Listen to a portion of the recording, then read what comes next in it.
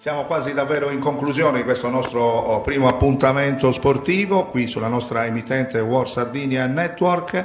Voglio ricordare naturalmente un personaggio storico che è rimasto nella storia della nostra città, sicuramente il personaggio più importante, non perché qui c'è il figlio Hubert, ma perché lo dico davvero con il cuore. Sto parlando di Carlino Zoboli, che ci guarda sempre dall'alto, è il papà di Hubert. Lo stadio è stato dedicato proprio al mitico calciatore della Carbosarda, ma io dico non era solo un calciatore, ma era anche un grande uomo. Sentiamo cosa ne pensa Hubert, anche se immagino in questo momento sia emozionato. Mi emozioni quando parli di mio padre. Parli di una persona che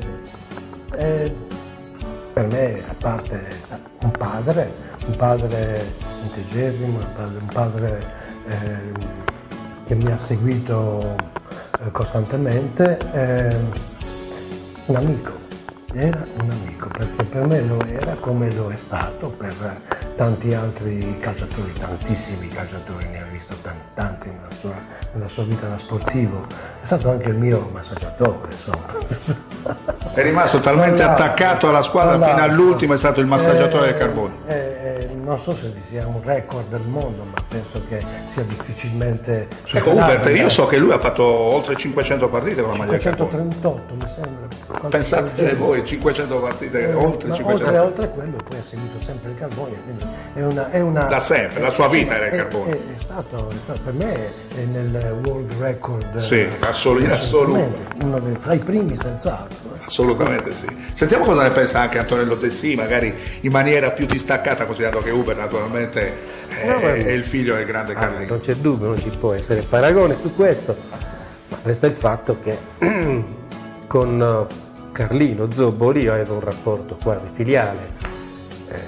Negli ultimi tempi della sua vita Carlo veniva a passeggiare sotto casa mia, aveva il cagnolino, sì, ricordo. Si sedeva in una panchina e vi mettevate lì a parlare certo, di calcio. Vi tenevo compagnia. Nell'altro episodio è che proprio 2 mesi prima, insomma, che il Signore se lo portasse in cielo, che lì Carlo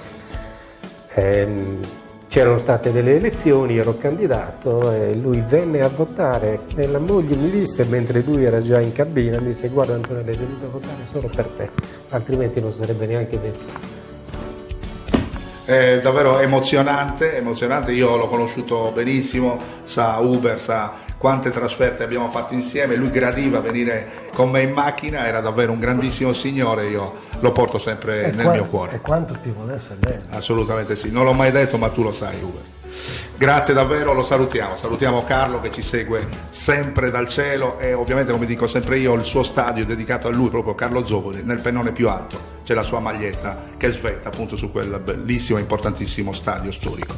Siamo davvero in chiusura di questo nostro primo appuntamento, mi ha fatto molto piacere avere questi 2 graditissimi ospiti, grandi intenditori di calcio, Antonello Dessì, Hubert Zoboli, sono stati dei grandi calciatori degli anni 60, gli anni 70, ma come avete potuto sentire sono dei grandi intenditori di calcio e 2 grandi oratori. Naturalmente vi aspetto ancora qui in studio. Hubert, posso anche dire che verrò a trovarti in Inghilterra, andremo certamente a fare dei servizi speciali sul calcio inglese.